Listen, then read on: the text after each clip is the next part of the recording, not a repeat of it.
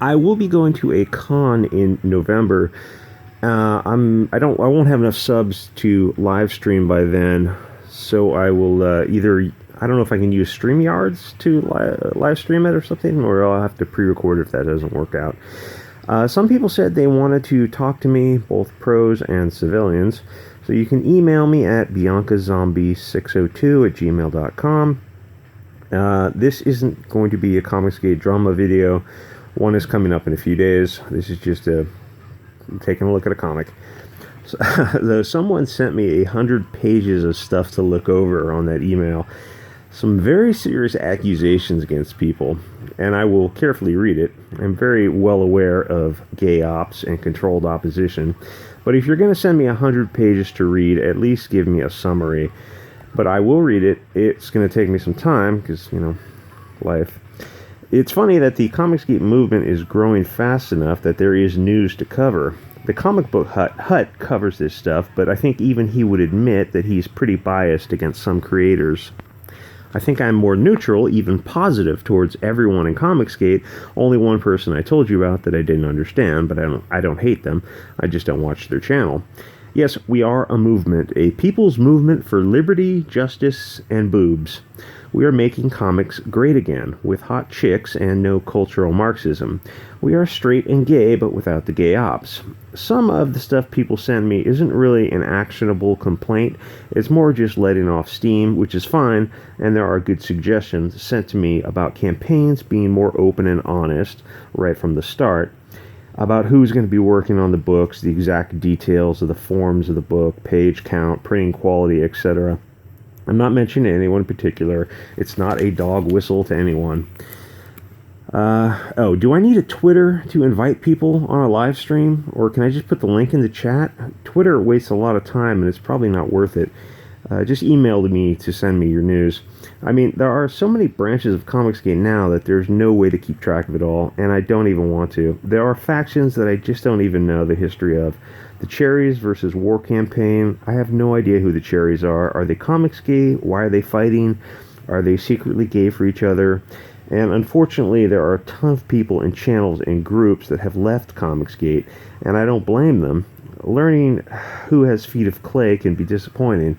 And if you left Comicsgate, like some people have mentioned in the comments, tell me why you left in the comments below, or send me an email. Let me know what happened. That's why you need to put your faith in Cecil. He is the way, the truth, and the light. He is like a chubby, drunken Lucifer. He probably has feet of cloven hooves. And the Jack Show is growing rapidly. For me, it's the best Comicsgate live show. And I know I Love Comics is fighting with some people for some reason, but they run a small live stream where if you want to join, they put the StreamYard link in the chat. And does everyone use StreamYards? Let me know what service you guys use. I was listening to an unnamed show, and they were just relentlessly attacking someone in Comicsgate. Yeah. I know not everyone is technically Comicsgate. They never ordered the t-shirt and the ring, but they are associated with Comicsgate, and that means they are absolutely dead to the industry, which takes a lot of balls, if you think about it. At least until 2025, when Trump leaves office. Though if one of his sons runs and wins in 2024, then, well, now that I think about it, will the industry even be here in 2025? Not in its present form, no. Comicsgate was less than 1% of the industry last year. If we can stop the endless bickering, we can grow that number. But there's a pretty good chance, because of this stupid infighting, Comicsgate will implode.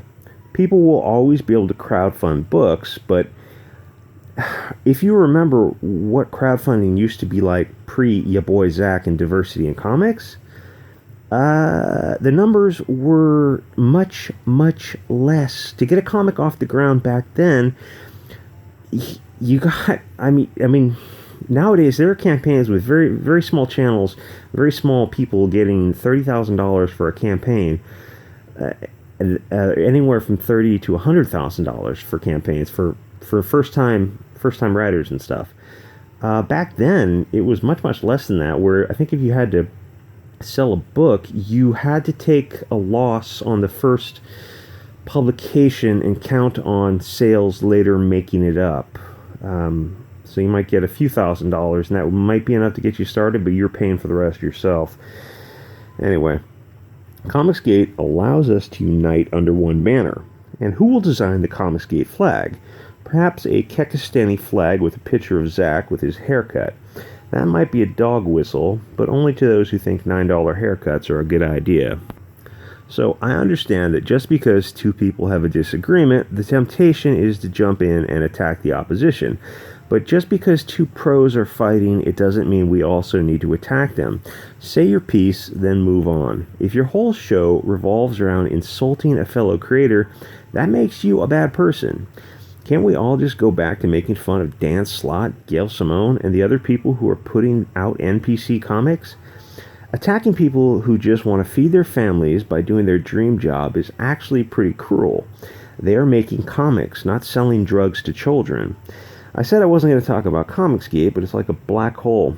I guess it's more interesting than talking about this comic. Actually, I made a video about this comic earlier, but it was so incredibly harsh and involved so many conspiracy theories and verboten hot words that YouTube would not be happy with it. So I put it on BitChute. That place is absolutely insane. It's like YouTube was a decade ago. Almost anything goes. I can't wait for the Supreme Court to rule that social media is an open forum and constitutional protections apply, i.e. your First Amendment rights can't be deprived without your Fifth Amendment rights of due process, notice and an opportunity to be heard, etc. My original video was basically an Alex Jones tinfoil hat raving at George Soros type of thing. Turns out they are turning the frogs gay, and the children. This comic was made for Nerkish. We have to encourage him to review comics again. Let's see. Everyone in this comic is a gay man dressed as a woman. Do the SJWs get confused when drawing men with implants? When they draw women, they all follow the Minister of Education's rules on approved body types. 5'6" to 5'9", 120 pounds, small B cup, no butt, zero sex appeal. Basically looking like a fit 28-year-old soccer mom pre-breast implants. But when they draw the long-haired men in this comic, they give them breasts, which is weird because some of the characters are barely out of high school. So did they get fake boobs when they graduated? But this comic takes the stunning and brave position to draw the men looking like men, at least their faces. And we must live in clown world because I know how crazy the whole thing sounds. There is a scene where a man dressed as a man talks about kissing a man dressed as a woman. Did the guy not notice the jaw, the Adam's apple, the 5 o'clock shadow, the fact that he stood next to him at the urinal? Are you saying they're both gay? Are you implying that the cis guy is straight? Because straight men aren't too eager to kiss other men. Did he know that you are a man in a dress? Because that is a sexual battery.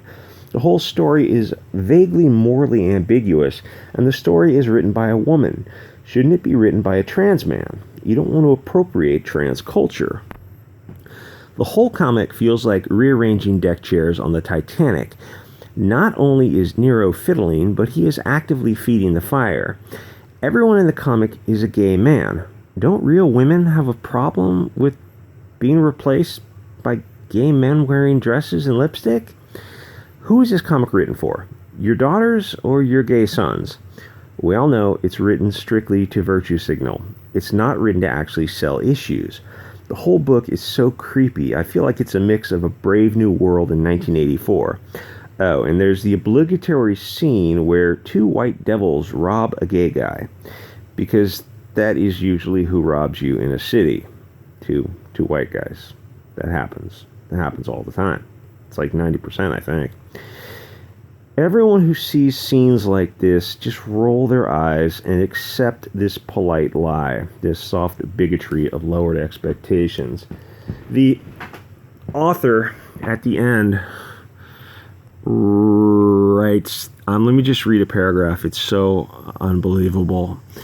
She is so far up her own butt. Ann Nocenti, How Things Fall Together. Isn't there books written by Coetzee called Things Fall Apart back in the 90s? Can things fall apart, or the barbarians are at the gate. Well, the barbarians are past our gate. Making comics is a collaborative juggling act. Toss a few balls in the air. Whoa. Whoa, that is a kind of a risque joke for a comic book like this. To see what has enough weight to come back. Some notions are too light and drift away. Others sink into your unconscious and develop on their own.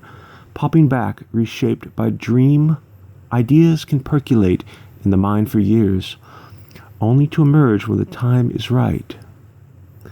Comics seem close to visual poems or short stories.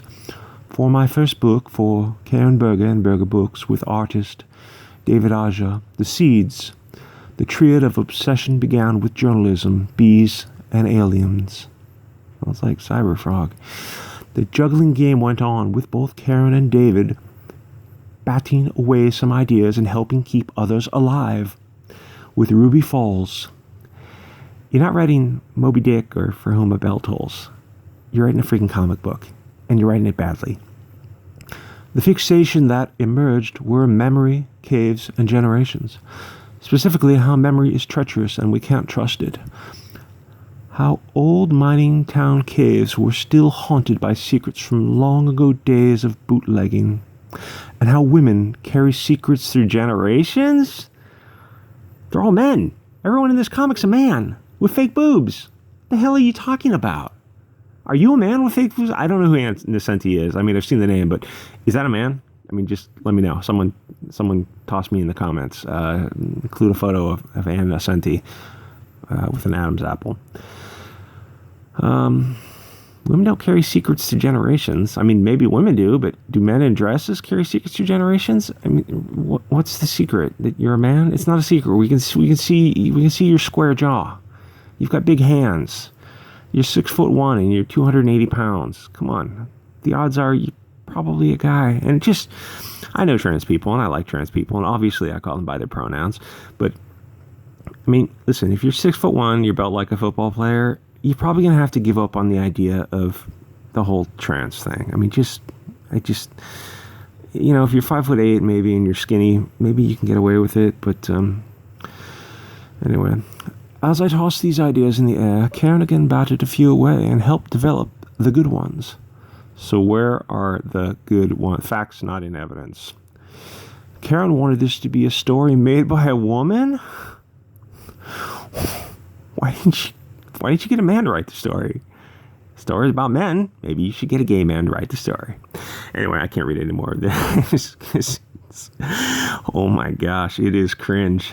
It is, she talks like, I imagine she talks like, who is that lady? Willow Wilson, Willow Wilson, who wrote, oh God, I can't remember what she writes, who talks like she's just so far up her own ass and she's just in San Francisco sniffing her own farts. Anyway, guys, like, comment, subscribe. I will see you all next episode.